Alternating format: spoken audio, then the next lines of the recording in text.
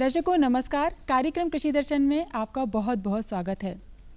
किसान भाइयों, हमारे कार्यक्रम में बहुत सारी कृषि संबंधी ऐसी जानकारी दी जाती हैं जिनसे कि आप अपने कृषि उत्पादन को बहुत अधिक बढ़ा सकते हैं। आज के कार्यक्रम का जो विषय है वो है रबी की फसलों में गेहूं की सिंचाई। जी हाँ किसान भाइयों, इस समय रबी का मौसम चल रहा है और हमारे खेतों में लगभग 20-25 दिन हो चले हैं और गेहूँ लगा हुआ है। ऐसे में यही वह समय है जब इसकी सिंचाई की सही व्यवस्था कर ली जाए। जी हाँ, यही विषय है आज का। इस विषय पर हम जरूर चर्चा करेंगे, लेकिन अभी समय हो चला है कृषि जगत की कुछ हलचलों की जानकारी लेने का। जी हाँ, आप समझ ही गए होंगे। चलिए कार्यक्रम की शुरुआत करते हैं हम खबरें खेती और मंडी भाव से।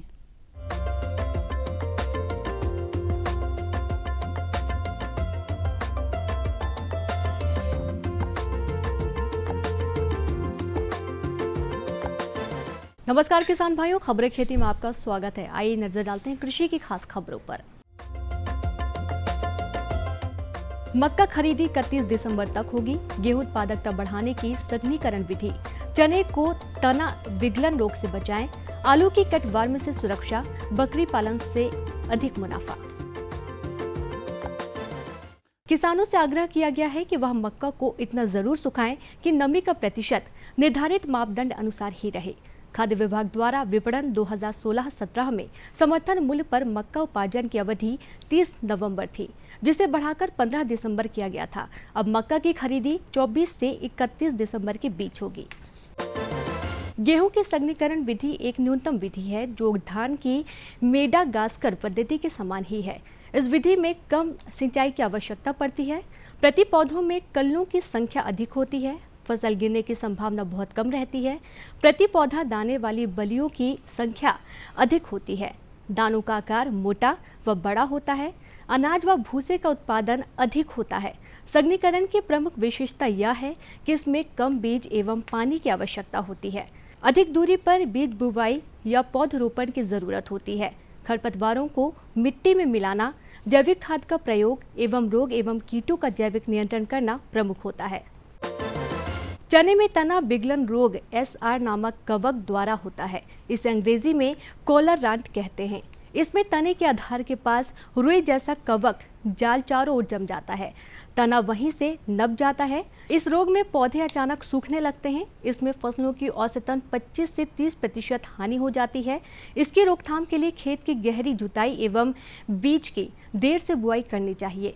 रोगरोधी किस्में G24, Pant G114, S617, H635, H335, JG315 का प्रयोग करना चाहिए। थायराम 2 ग्राम के साथ बाविस्टीन 1 ग्राम प्रति किलो की दर से बीज को उपचारित करें या 4 ग्राम टाइकोडर्मा विरिडी से प्रति किलो की दर से बीज उपचारित करके बोने से समुचित रोकथाम होती है। आलू का कर्तक कीट मादा शलभ पत्तियों की निचली सतह या आलू की मिट्टियों पर अंडा देता है, जिससे भूरे या स्लेटी रंग की इल्लियां निकलकर नए उगने वाले पौधों को पास से काट देती हैं। बाद में कंद के अंदर प्रवेश कर गूदे को खाकर नुकसान पहुंचाता है। इसके नियंत्रण के लिए प्रारंभिक अवस्था में प्रातःकाल तने के पास मिट्टी से इल्लियों को एकत्र कर नष्ट कर देवे। प्रकोप दिखाई पड़ने पर कार्बारेल 50 WP 2 किलोग्राम प्रति हेक्टेयर या क्लोरपायरीफॉस 20 EC 2.5 लीटर प्रति हेक्टेयर की दर से घोल बनाकर मृदा या मेड़ों की ड्रेचिंग करनी चाहिए। बकरी पालन के प्रति इस समय किसानों में रुचि बढ़ती जा रही है। बकरी एक बहुउपयोगी पशु है जिससे दूध, मांस, चमड़ा, खाद एवं रेशे प्राप्त होते हैं। बकरी का दूध सुपाच्य एवं औषधीय गुणों से भरपूर होता है। बकरियों में गर्मी तथा जल की कमी को सहन करने की अद्भुत क्षमता होती है। बकरियों को पालने के लिए अत्यंत विशिष्ट एवं महंगे गृह निर्माण की आवश्यकता नहीं होती। भारत में बकरियों की जिनमें जमुनापारी, बीटल, बाखारी, सुरती, महसाना, ब्लैक बंगाल एवं सिरोही आदि 20 प्रजातियां हैं। इसके अतिरिक्त स्थानीय बकरियां भी उपलब्ध होती हैं। बकरी पालन में कुछ प्रमुख सावधानियों की जरूरत होती है। पशुशाला की दिशा पूर्व पश्चिम होनी चाहिए। पशुशाला का फर्श समतल एवं ढलान लिए हुए होना चाहिए। गर्मियों के लिए कच्ची मिट्टी का फर्श सबसे अच्छा होता है। चारागाह में बकरियों को बड़े जानवरों के साथ नहीं चराना चाहिए। दोपहर के समय पशुशाला अथवा छायादार वृक्ष के नीचे बांधना चाहिए। बच्चा होने के 2 हफ्ते पहले एवं बाद में बकरी को चरने नहीं भेजना चाहिए। गर्भावस्था में व्याप्त के समय 1 माह पूर्व से बकरी को 20 से 250 ग्राम अतिरिक्त सांद्र मिश्रण खिलाना चाहिए। तो किसान भाइयों, खबरें खेती में फिलहाल इतना ही। अब आप देखिए मंडी भाव। मुझे दीजिए इजाजत। नमस्कार।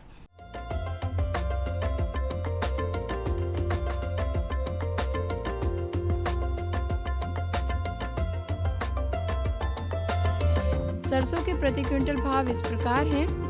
मंदसौर में न्यूनतम भाव 2,901 रहा, वहीं अधिकतम भाव 3,681 रुपये रहा। नीमच में न्यूनतम भाव 3,485 रहा, वहीं अधिकतम भाव 3,650 रुपये रहा। सतना में न्यूनतम भाव 3,553 रहा, वहीं अधिकतम भाव 3,740 रहा।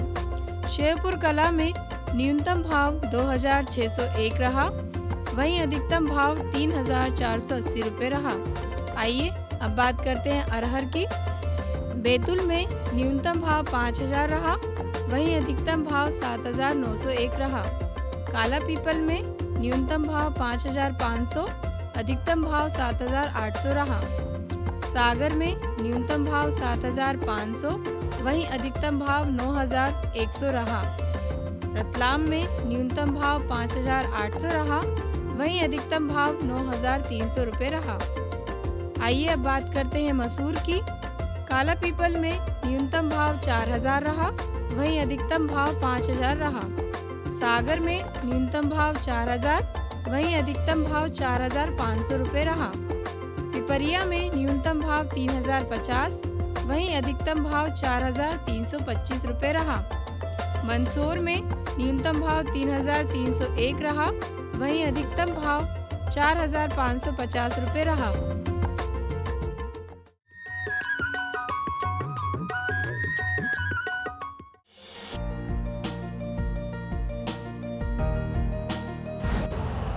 यूरिया का स्वदेशी उत्पादन 70 लाख टन बढ़ाने के लिए 6 उर्वरक संयंत्रों का उद्धार किया जा रहा है। FCIL के गोरखपुर, सिंदरी, तलचर और रामागुंडम संयंत्र, HFCL की बरौनी इकाई और BVFCL की नामरू फोर्थ।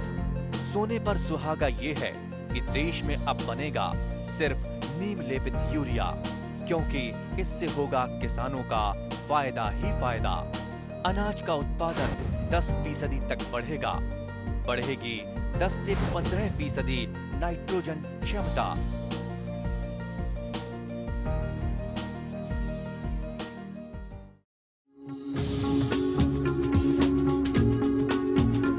कश्मीर से केरल, अरुणाचल से गुजरात, कहानी जिंदगी की हो या खेती की हो बात, देश के हर रंग की बात राज्यों की। सोमवार से बुधवार शाम 5:20 पर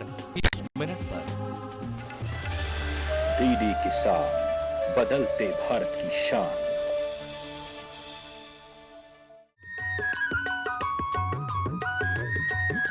तो किसान भाइयों, हम चर्चा करेंगे आज गेहूं की फसलों में सिंचाई के विधियों के बारे में।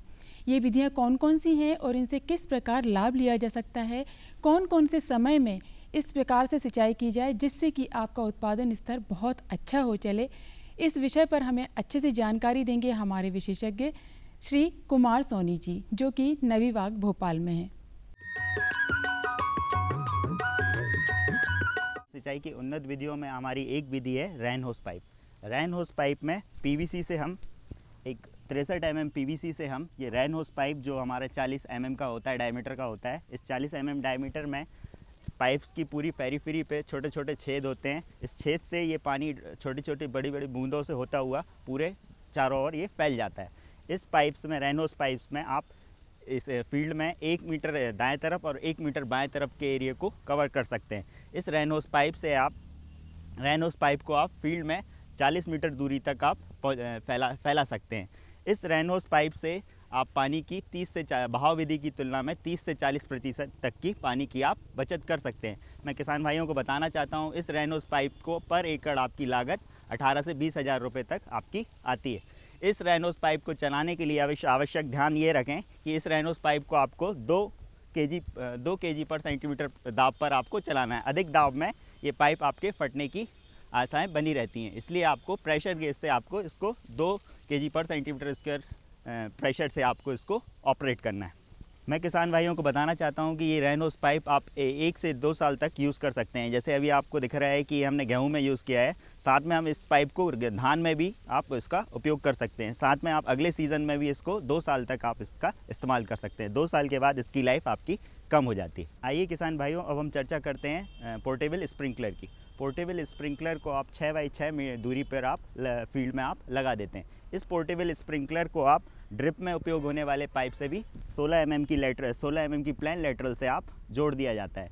पोर्टेबल स्प्रिंकलर से इसका वेट डायमीटर 3 से 4 मीटर तक का होता है। 3 से 4 मीटर तक दूरी पर आप ये पानी आपके फील्ड में फैलाता है। आप ये ध्यान रखने योग्य ये बात है कि 3 से 4 मीटर तक आपका स्प्रिंकलर जो है वो एक दूसरे के जो आपका पानी की दूरी है वो एक दूसरे से आपकी मैच हो जाए, ताकि आपका पूरा एरिया आपसे फील्ड से कवर हो जाए। इस सिंचाई पद्धति का उपयोग आप किसी भी प्रकार की फसलों में आप कर सकते हैं, खासकर उन फसलों में जो आपकी क्लोज स्पेसिंग जो पास दूरी पे लगाई जा सकती हैं। इस सिंचाई पद्धति की लागत 30 से 35 हज़ार रुपये प्रति एकड़ आपकी आती है। अब हम चर्चा करते हैं टपक सिंचाई पद्धति आपकी पास लगने वाली फसलों में। टपक सिंचाई पद्धति पास लगने वाली फसलों में हम रेज्ड बेड का उपयोग करते हैं। इस रेज्ड बेड की 80 से 90 सेंटीमीटर तक की चौड़ाई होती है तथा 30 सेंटीमीटर तक इसकी ऊंचाई होती है। टपक सिंचाई पद्धति में क्लोज स्पेसिंग में लगने वाली ये लेटरल को 30 से 40 सेंटीमीटर दूरी पे लगा दिया जाता है, ताकि ये इसका पानी फैलने के बाद वो पूरा बेड को आपका कवर कर ले। टपक सिंचाई रेज्ड बेड पे लगने वाली टपक सिंचाई पद्धति यदि आप 30 से 40 सेंटीमीटर दूरी पे लगाते हैं तो 1 एकड़ में इसकी लागत 12 mm लेटरल के साथ 70 से 80 हज़ार रुपये प्रति एकड़ आती है। आइए किसान भाइयों, अब हम जानते हैं टपक सिंचाई पद्धति के साथ यदि हम मल्चिंग का उपयोग करें तो आपकी पैदावार और बढ़ जाती है। साथ साथ आप इसमें पानी की 70 से 80% तक की बचत कर सकते हैं। सबसे पहले हम 80 सेंटीमीटर का बेड तैयार करते हैं। 80 सेंटीमीटर बेड तैयार करने के बाद फील्ड में लेटरल को बिछा दिया जाता है। लेटरल को बिछाने के बाद आप मल्चिंग से उस बेड को कवर कर दीजिए। मल्चिंग से कवर करने के बाद आप फिक्स दूरी पर 25 से 25 सेंटीमीटर दूरी पे मल्चिंग में आप होल बना लेते हैं तथा होल बनाने के बाद गेहूं का एक एक दाना उस जहाँ पे वो पानी ड्रिप का पानी आ रहा है वहाँ पे छोड़ दिया जाता है तथा इस पद्धति में आप गेहूं के सिर्फ एक ही दाने से फसल का उत्पादन आप लेते हैं। इस विधि से आप पानी की 70 से 80% तक बचत करते हैं। Mulching drip irrigation 12 mm lateral के साथ मल्चिंग के साथ इस सिस्टम की लागत 80 से 90 हज़ार रुपये प्रति एकड़ आती है। रेन होस सिंचाई पद्धति में आप यदि आप 1 एकड़ का खर्चा देखें तो 18 से 20 हज़ार रुपये प्रति एकड़ की लागत में आप किसान भाई उसको सिंचित कर सकते हैं। बस आपको ध्यान रखने रहे कि आपको 2 मीटर दूरी पर रेन होस पाइप को स्थापित करना है। फिर बात करते हैं यदि हम बात करते हैं पोर्टेबल स्प्रिंकलर की, तो 6 बाई 6 दूरी पे यदि आप पोर्टेबल स्प्रिंकलर को लगाते हैं तो 1 एकड़ में इसकी आपकी लागत 30 हज़ार रुपये आती है। इस पोर्टेबल स्प्रिंकलर से आप पानी की 40 से 50% तक बचत करते हैं।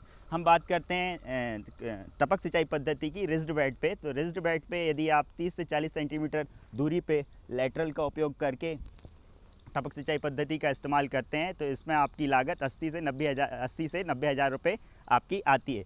इसमें आप पानी की 70% तक बचत कर सकते हैं। साथ में हम यदि टपक सिंचाई पद्धति के साथ आधुनिक मल्च का उपयोग करें तो आप इसमें और अधिक फसल का उत्पादन प्राप्त कर सकते हैं। 1 एकड़ में मल्चिंग के साथ अगर टपक सिंचाई आप लगाते हैं तो आपकी इसकी लागत 90 हज़ार रुपये प्रति एकड़ आपकी आती है। उत्पादन की दृष्टि से सबसे अच्छा उत्पादन आपका टपक सिंचाई मल्च फिल्म के साथ आता है, जिसमें आप एक दाने से ही गेहूं के 20 से 25 टिलर्स आप प्राप्त कर सकते हैं, जिससे आपका उत्पादन पूरे एरिया में अधिक प्राप्त होता है। जिन किसान भाइयों के पास पानी की बहुत दिक्कत है, वह टपक सिंचाई पद्धति का उपयोग करके आप उत्पादन को और अधिक बढ़ा सकते हैं। जिन किसान भाइयों के पास बहुत ही ज़्यादा पानी की समस्या है, तो आप मल्च फिल्म यूज़ करके बहुत कम पानी में भी उस फसल को लेके आप उसमें उसका उत्पादन और अधिक बढ़ा सकते हैं। साथ में जिन किसान भाइयों को कम लागत में यदि सिंचाई विधि करना है, जिनके पास पानी की पर्याप्त मात्रा है, तो वह उत्पादन को और बढ़ाने का ध्यान रखते हुए आप रेन होस पाइप या पोर्टेबल स्प्रिंकलर का उपयोग करके आप उन्नत फसल का उत्पादन कम लागत में आप कर सकते हैं।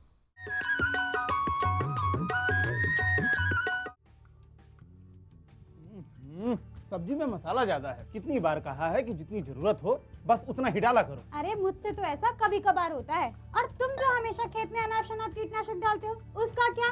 ठीक ही तो कह रही है बहू। देख, खेत में उतनी ही दवा डाल जितनी जरूरत हो। याद रखो, कीटनाशक जहरीले होते हैं। डिब्बे पे लिखी सूचना के हिसाब से ही दवा डालनी चाहिए। पहले फेरोमोन ट्रैप, फ्लाइट ट्रैप, मित्र कीट, जैविक कीटनाशक आदि का इस्तेमाल करें। जरूरत पड़ने पर ही रासायनिक कीटनाशक का इस्तेमाल करें। छिड़काव सुबह या शाम दस्ताने, मास्क और पूरी आस्तीन वाले कपड़े पहनकर करें। हवा की दिशा में छिड़काव करते हुए पीछे जाएं। दवा के डिब्बे, छिड़काव यंत्र सुरक्षित जगह पर रखें। अब कुछ समझे क्या? हाँ, समझ गया मेरी रानी। अब ना करो नादानी।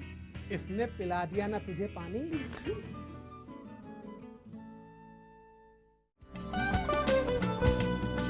कौन कौन सी हैं सरकारी योजनाएं? कैसे उठाएं इनका लाभ? जानिए अपने गांव का हाल। देखिए चौपाल चर्चा, सोमवार से शुक्रवार सुबह 9 बजे। डीडी किसान, बदलते भारत की शान।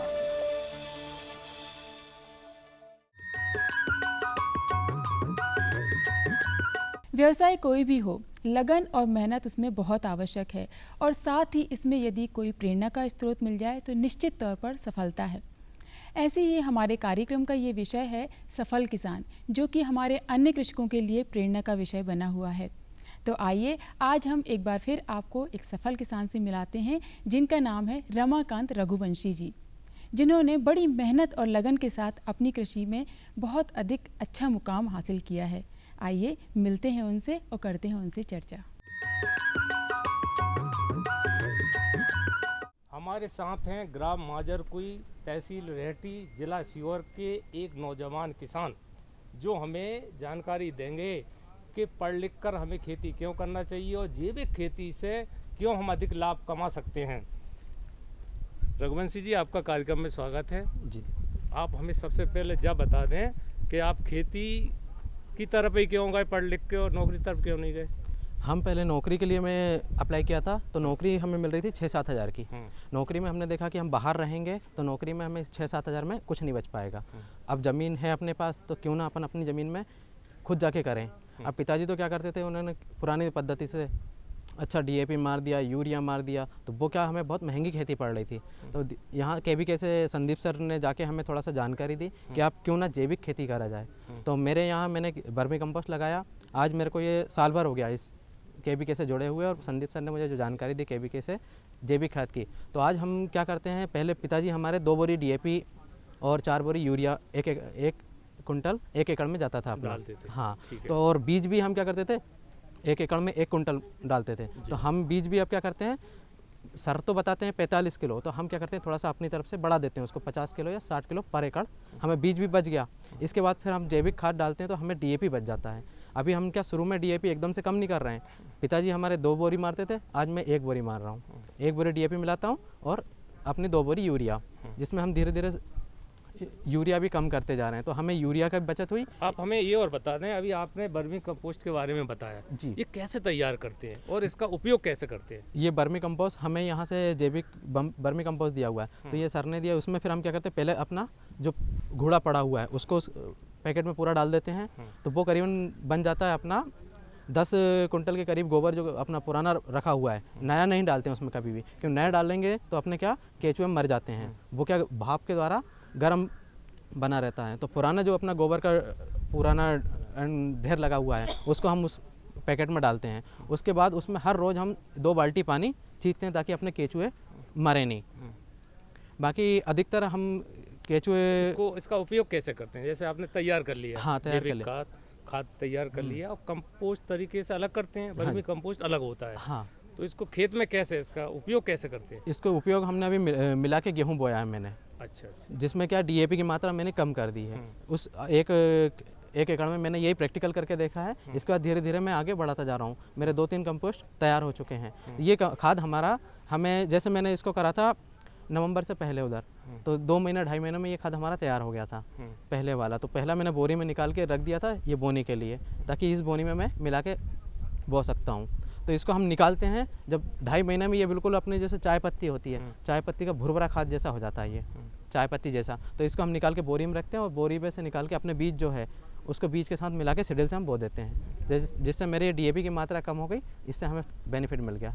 एक बात और बता दें, अपन प्रति एकड़ की बात कर रहे हैं जी, तो प्रति एकड़ आपको कितनी लागत आ जाती है इस रबी मौसम में और कितना उससे आमदनी हो जाती है? अब इसमें हमें एवरेज में तो गेहूँ अपना हम 18 कुंटल पर एकड़ काट रहे हैं। तो इसमें और बाकी पहले DAP में हम क्या करते थे, रासायनिक खाद में 20 कुंटल 22 कुंटल, तो वो हमारी लागत कम करके दोनों देखा जाए तो हमें बराबर बेनिफिट हो गया। लागत भी कम हुई और पैदावार हमारी वही 18 का एवरेज मिला, तो हमें पैदावार में वही बेनिफिट हो गया। आपके पास सिंचाई के कौन कौन से साधन हैं? ट्यूबवेल है हमारे पास, 2 खेत में ट्यूबवेल है और एक में कुआं है। सिंचाई का तरीका कौन सा है, कैसे आप सिंचाई करते हैं? एक खेत में तो हम स्प्रिंकलर से लगा देते हैं, चिड़िया से पानी अपना स्प्रिंकलर। बाकी अदर खेत में ये बड़े से खींचते हैं, ट्रैक्टर से बड़ा खींच कर पानी दिलवा देते हैं पाइप के माध्यम से। बहुत बहुत धन्यवाद रघुवंशी जी। ये श्रेष्ठ किसान हैं, ये सारी तकनीक जानते हैं जो हम कृषि दर्शन कार्यक्रम के माध्यम से पूरे देश नहीं पूरे प्रदेश और दुनिया के और लोग भी देख सकते हैं। हमें उम्मीद है जानकारी से आप भी लाभ लेंगे। न रुकेगा तू, न झुकेगा तू, कमर कस और सीना तान ले, एक बात बस गांठ बांध ले, बदलाव की तान साध ले। हरियाली खेतों में झूमेगी, खुशियां तेरे कदम चूमेगी। कुछ सीख नया, कुछ सिखा तू, है फौलादी दिखा तू, कमर कस और सीना तान ले, एक बात बस गांठ बांध ले, बदलाव की तान साध ले।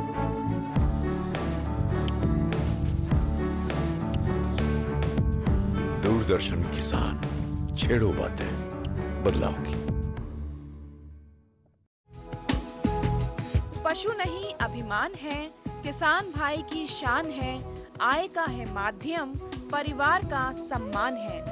पशुपालन पर आधारित विशेष प्रोग्राम हमारा पशुधन, गुरुवार और शुक्रवार शाम 5:30 पर।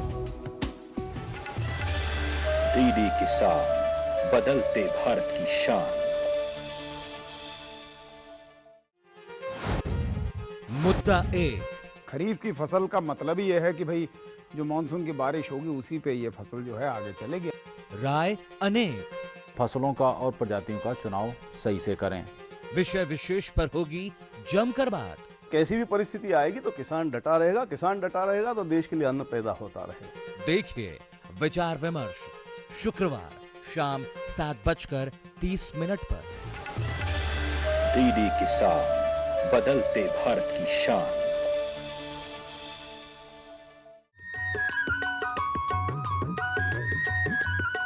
तो किसान भाइयों, कैसा लगा हमारा आज का ये अंक? हमें उम्मीद है कि आज के अंक से आपने बहुत अधिक अच्छी जानकारियाँ ली होंगी और कृषि में अपने उत्पादन को बढ़ाने में मदद मिली होगी।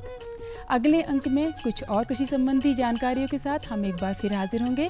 तब तक के लिए मुझे आज्ञा दीजिए। नमस्कार।